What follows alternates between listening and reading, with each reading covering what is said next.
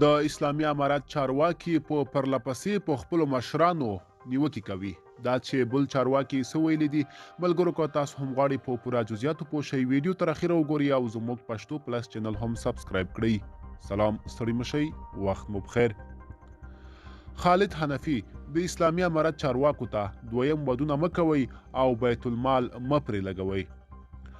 د امر بالمعروف او نهي عن منکر وزارت سرپرست محمد خالد حنفي په کاپیسا کې یوې غونډې ته د وینا پر مهال د اسلامي امارت له چارواکو غوښتنې چې د خلکو د بېوزلۍ او ناچارۍ له کبله دې له دویمو ودونو ډډه وکړي او په ودونو کې بیت المال هم نه کاروي.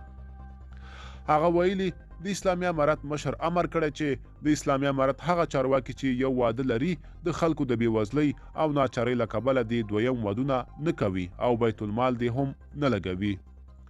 نوموړي د کاپیسا د امر بالمعروف او نهي عن منکر له رئیس څخه غوښتنې چې په برې توګه د دغه ولایت د خلکو ستونزې واوري او د حل لپاره یې هڅې وکړي. خو د کاپیسا اوسیدونکي له اسلامي امارت څخه غواړي چې په دولتي بستونو کې د ګمارونو پر مهال د وړتیا په پام کې ونیسي. که څه هم د اسلامي امارت مشر هیبت الله اخندزاده واک ته د رسیدو په لومړیو میاشتو کې د یو فرمان له لارې پر ټولو چارواکو او غړیو غږ وکړ چې له یو نه ډیر ودونه ونه کړي، خو د راپورونو له مخې د اسلامي امارت ګڼ شمېر غړیو 2 3 او ان 4 ودونه کړي دي.